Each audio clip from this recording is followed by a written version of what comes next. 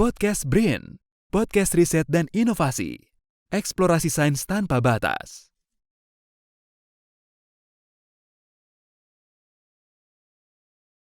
Halo, Assalamualaikum warahmatullahi wabarakatuh. Selamat datang dalam podcast Badan Riset dan Inovasi Nasional. Saya Dian Agustina akan menemani kawan BRIN pada episode podcast kali ini. Dan tentunya saya tidak sendiri karena saya ditemani oleh direktur yang selalu tampil energik, yaitu Ibu Ajeng Arumsari, selaku Direktur Pendanaan Riset dan Inovasi di Kedeputian Fasilitasi Riset dan Inovasi. Dan kita hari ini akan berdiskusi mengenai tentang apa aja sih skema pendanaan yang ada di Fasilitasi Riset dan Inovasi. Selamat pagi Ibu Ajeng. Selamat pagi, terima kasih udah diundang ke sini. Oh iya, terima kasih juga karena Ibu udah sempat hadir di sela-sela kesibukan Ibu ya Bu. Gimana kabarnya Bu? Sehat Bu? Sehat, alhamdulillah. Oke. Baik kawan BRIN, ini ya Bu Ajeng ini salah satu seorang lulusan ahli lingkungan dari universitas di Jepang. Mungkin Ibu bisa ceritakan sedikit pengalaman tentang penelitian Ibu pada saat itu ya Bu. Oke, jadi saya mendapatkan beasiswa Mombusho dari pemerintah Jepang di tahun 2008 sampai 2013 untuk menyelesaikan studi S2 dan S3. Di sana saya melakukan riset terkait biodegradasi polutan menggunakan jamur pelapuk putih. Jadi saya melakukan riset mulai dari bagaimana screening jamur yang mempunyai efektivitas tinggi untuk mendegradasi polutan seperti zat warna, kemudian persistent organic pollutants. Nah, kemudian saya balik lagi kan ke Indonesia, jadi peneliti kan ceritanya. Nah, di situ saya belajar ya bagaimana struggle kita menjadi seorang peneliti dengan mencari grant penelitian, karena dari grant penelitian itu kita dapat data yang banyak yang bisa dipakai untuk publikasi di jurnal, kemudian juga mendapatkan paten terdaftar seperti itu. Oke, makanya alhamdulillah sekarang udah jadi direktur di pendanaan riset dan inovasi ya Bu. Saya ingin sedikit bertanya-tanya nih Bu untuk informasi juga buat kawan BRIN.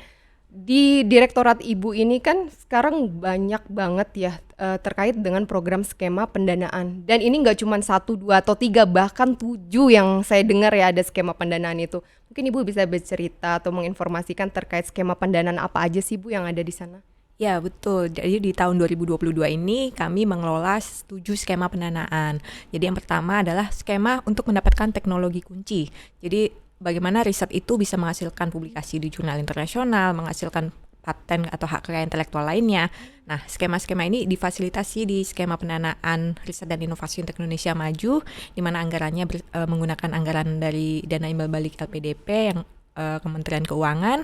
Kemudian kami juga ada skema ekspedisi dan eksplorasi, bagaimana periset dapat mendapatkan koleksi ilmiah berupa spesimen ataupun rekaman data dari mereka melakukan perjalanan eksplorasi di lapangan. Kemudian juga kami ada fasilitasi hari layar, kami bekerja sama dengan Direktorat Pengelolaan Armada Kapal Riset, bagaimana periset dapat memanfaatkan kapal riset seperti Baruna J1, 3, dan 8 untuk mengeksplor riset-riset di laut dalam. Kemudian juga kami punya skema terkait dengan bagaimana menghilirisasi suatu produk riset tadi. Jadi ada skema pengujian produk inovasi kesehatan, misalnya untuk vaksin, obat, fitofarmaka, dan juga alat kesehatan.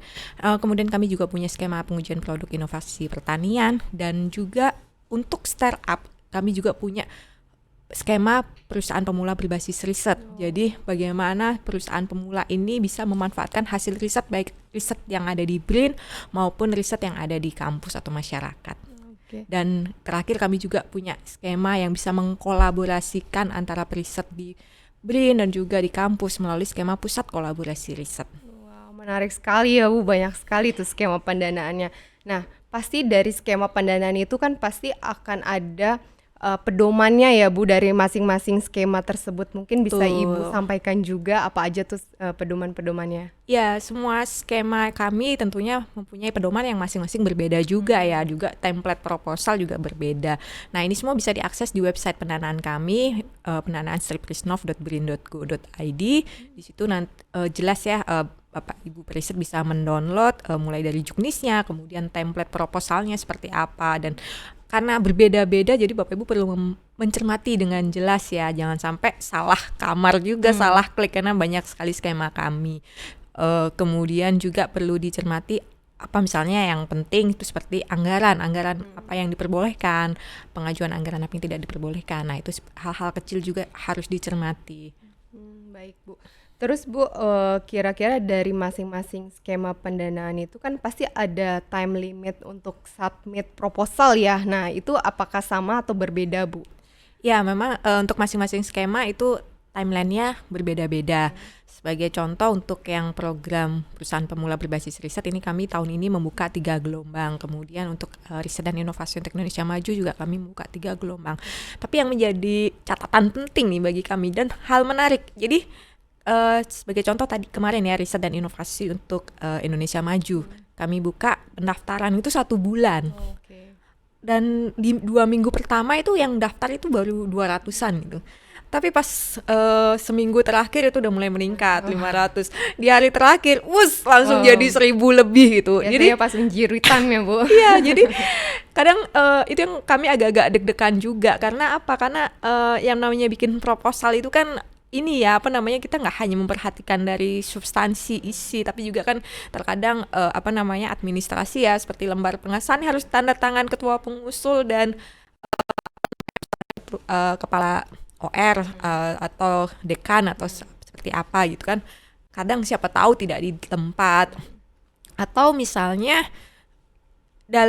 di sistem kami itu semua anggota pengusul itu harus klik setuju sebelum ketua pengusul harus submit. Nah, kalau membuat itu proposalnya atau mengurus di upload dokumennya mepet, takutnya pas sudah injury time ternyata salah satu anggota pengusul lagi apa namanya misalnya lagi nggak ada sinyal atau lagi di luar yang nggak bisa di depan laptop, nggak bisa klik setuju. Nah, hal-hal itu yang terkadang membuat mereka gagal submit. Jadi misalnya apa namanya dari 1.400 pengusul yang pendaftar di website kami, ternyata yang full proposal lengkap itu mungkin sekitar 1.000. Jadi memang ada 400 proposal yang kemungkinan gagal submit. Kan sayang sekali ya. Ya, betul sekali. Itu. Dan intinya untuk yang pengajuan proposal ini tidak hanya khusus untuk orang-orang atau kawan-kawan BRIN aja ya Bu, ini bisa untuk di luar BRIN juga bisa ya Bu? Ya betul, memang semua skema pendanaan kami ini terbuka untuk siapapun, jadi tidak hanya dari periset BRIN tetapi juga dari eksternal. Oke. Ibu bisa sampaikan nggak kira-kira sudah berapa banyak jumlah proposal dari skema pendanaan, terus sudah berapa banyak yang sudah didanai di tahun 2002 ini dari fasilitasi? Ya, sebenarnya banyak, karena banyak sekali ya skema ya. Jadi untuk misalnya saya ambil contoh riset dan inovasi untuk Indonesia Maju, itu di gelombang 1 yang submit di atas 800 proposal, kemudian yang diterima 200 proposal dengan pagu anggaran sekitar 50 miliar. Begitu juga di gelombang kedua juga 218 proposal yang diterima pagu anggarannya sekitar 50 miliar juga. Kemudian masih ada lagi skema misalnya pusat kolaborasi riset, itu ada di 2 gelombang, ada 15 pusat kolaborasi riset dengan pendanaan rata-rata mungkin sekitar 200 sampai 400 juta. Oke. Antusiasnya banyak banget ya Bu, udah lebih dari 1.000 proposal yang harus Ibu seleksi juga nih ya kan. Terus saya sempat dengar ada bocoran terkait matching fund ya Bu, mungkin bisa dijelaskan tuh apa ya Bu? Oh iya betul, kami juga di tahun ini sedang menginisiasi skema matching fund. Jadi bagaimana kita bisa mengkolaborasikan ya riset-riset Indonesia dengan riset-riset internasional melalui skema kolaborasi internasional. Jadi di sini kami sedang menjajaki kerjasama dengan berbagai funding agency dari luar negeri, misalnya dari negara Cina, Jepang, Jerman dan Kanada. Jadi harapan kami kalau ini sudah goal nanti MOU kemudian pedoman, tahun depan kami sudah mulai bisa melaunching skema kolaborasi internasional ini. Oke. Terus Bu, ini kan pasti dari banyaknya proposal yang diajukan dari para pengusul kan diseleksi ya Bu. Terus kan pasti nggak semuanya ada yang gagal pastinya ya kan. Nah, Ibu mungkin bisa kasih kiat atau apa kenapa itu bisa gagal, terus gimana supaya proposalnya itu menarik dan bisa diterima gitu, bisa didanai, gimana Bu? Iya, memang untuk gelombang 1 dan gelombang 2 kemarin kami memang masih ini ya melakukan seleksi administrasi dan seleksi substansi. Jadi kegagalan di seleksi administrasi itu contohnya misal lembar pengesahan yang harusnya ditandatangani oleh 2 pihak ya, pihak ketua pengusul dan misalnya dekan itu ternyata waktu menggunakan digital signature hanya 1 pihak yang melakukan DS. Kan itu kedetek ya ketika kita scan barcode atau misalnya menggunakan scan, tanda tangan scan bukan tanda tangan dan cap basah. Nah, kemudian ada juga misalnya RAB. Ketika dia di lembar pengesahan menyebutkan kegiatan ini diusulkan untuk 3 tahun, tapi ternyata ketika membuat RAB, dia hanya membuat RAB rencana anggaran belanjanya untuk 1 tahun. Nah, hal seperti itu yang memang kita tidak bisa loloskan di seleksi administrasi. Tapi untuk gelombang ketiga ini kita mencoba untuk merelaksasi ya, jadi mempermudah. Oke, kita coba untuk tidak terlalu memperhatikan bagian administrasi ini. Nanti biar ketika sudah proposal diterima, nanti kita minta untuk memperbaiki proposal. Harapannya memang benar-benar yang lolos itu karena lolos di seleksi substansi.